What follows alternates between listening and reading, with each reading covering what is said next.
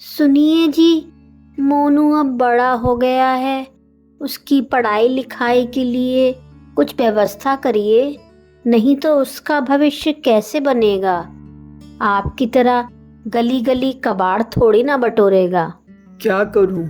इस काम से तो मैं बस पेट ही पाल सकता हूं। तुम ही बताओ, मोनू की पढ़ाई लिखाई का खर्चा मैं कैसे उठाऊंगा? लेकिन कुछ ना कुछ तो करना ही पड़ेगा। रामगढ़ में सुरेश नाम का कबाड़ी अपने बेटे मोनू और पत्नी मीना के साथ रहता था। सुरेश कबाड़ बेचकर थोड़ा बहुत पैसा कमा लेता था, जिस वजह से उसके घर की आर्थिक स्थिति बहुत अच्छी नहीं थी। तभी एक दिन, पिताजी, गर्मी बहुत ज्यादा पड़ रही है। आप बाजार से पंखा क्यों नहीं लाते? सबके घर में तो पंखा लगा है, बस हमारे घर में ही पंखा नहीं है। बेटा, घर की स्थिति को समझो। मैं पंखा कैसे लाऊंगा? चलो अच्छा, फिर भी मैं कोशिश करता हूँ। अगले दिन सुरेश रोज की तरह कबाड़ बटोरने के लिए गली में आवाज लगाता है। कई जगह घूमकर जब वह थक जाता है तो वह एक छोटी सी झोपड़ी के सामने आकर रुक जाता है। तभी उस झोपड़ी से एक बुढ़िया निकलती है और उससे कहती है, बेटा, मुझे अपना ये पंखा बेचना है। जरा बता, इस पंखे के तू कितने पैसे देगा? सुरेश पंखे को देखता है और कहता है, अम्मा, इस पंखे के तो मैं बस 20 रुपए ही दे पाऊंगा। अच्छा ला, 20 रुपए ही दे दे। वैसे भी मैं इस कबाड़ पंखे को कब तक घर में रखी रहूं। सुरेश बुढ़िया को 20 रुपए दे देता है और आगे बढ़ जाता है। इसके बाद वह कबाड़ बेचकर कुछ पैसे कमा लेता है। लेकिन सुरेश उस पंखे को अपने साथ अपने घर ले आता है। मोनू पंखे को देखता है और खुश होकर कहता है, अरे वाह पिताजी, आप पंखा ले आए। लेकिन ये तो बहुत पुराने जमाने का लग रहा है। हाँ बेटा, ये पंखा कबाड़ में एक बूढ़ी अम्मा ने बेचा है। वह कह रही थी कई दिनों से उसके घर पर बेकार पड़ा था, इसलिए उन्होंने 20 रुपए में मुझे बेच दिया। अच्छा, यानी कि ये बेकार है। हाँ बेटा, पहले इसे ठीक कराना पड़ेगा, तब ये चलेगा।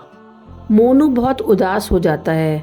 सुरेश और मीना मोनू को उदास देखकर बहुत दुखी हो जाते हैं। इसके बाद वे लोग रात में जब सो जाते हैं तो मोनू चुपके से रात में उठता है और पंखे को चलाने की कोशिश करता है।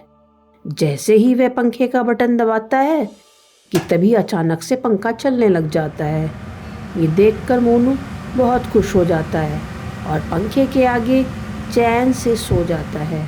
सवेरे जब मीना उठती है तो वह देखती ही रह जाती है कि मोनू के अगल बगल कुछ सोने के सिक्के पड़े होते हैं। वह मोनू से पूछती है, मोनू बेटा, तेरे पास ये सोने के सिक्के कहाँ से आए?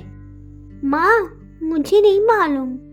मुझे रात में बहुत गर्मी लग रही थी, तभी मैंने ये पंखा चलाने की कोशिश की तो ये चलने लग गया और मैं आराम से सो गया।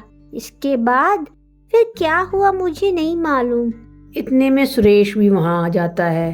अरे क्या हुआ भाग्यवान, तुम लोग सवेरे सवेरे ये क्या बातें करने बैठ गए? अरे देखिए, ये सोने के सिक्के पता नहीं कहाँ से आए। और सारी बात सुरेश को बताती है। मुझे लगता है कि ये कोई जादुई पंखा है। पागल हो गई हो क्या? ये कबाड़ पंखा तुमको जादुई लग रहा है?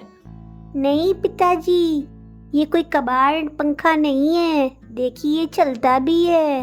मोनू जैसे ही बटन दबाता है पंखा चलने लग जाता है। ये देख सुरेश चौंक जाता है कि तभी पंखे से कुछ आवाज आती है और पंखे में से थोड़े सोने के सिक्के बाहर गिरते हैं। देखा देखा, मैं कह रही थी ना, ये कोई मामूली पंखा नहीं बल्कि जादुई पंखा है। इससे तो हमारी फूटी हुई किस्मत ही बदल जाएगी। अब हमें रूखा सूखा नहीं खाना पड़ेगा, और तो और हम मोनू को भी पढ़ा लिखा पाएंगे। आपको भी ये कबाड़ का धंधा नहीं करना पड़ेगा। इस तरह तीनों बहुत खुश हो जाते हैं। सुरेश घर का राशन पानी और शीला मोनू के लिए नए कपड़े खरीद कर लाती है। सुरेश उस बुढ़िया के घर जाता है, लेकिन ये क्या, उस घर में कोई भी नहीं होता। पूरा घर खाली पड़ा होता है। वह अगल बगल में बुढ़िया के बारे में पूछता है तो पता चलता है कि उस घर में बरसों से कोई भी नहीं रहता था। सुरेश थोड़ा डर जाता है, लेकिन बाद में उसे सब समझ में आ जाता है कि भगवान ने ही बुढ़िया को उसकी किस्मत बदलने के लिए भेजा था। वह मन ही मन भगवान को धन्यवाद देता है और ये निश्चय करता है जिस तरह भगवान ने उसकी मदद की है, वह भी गरीब और असहाय लोगों की मदद करेगा।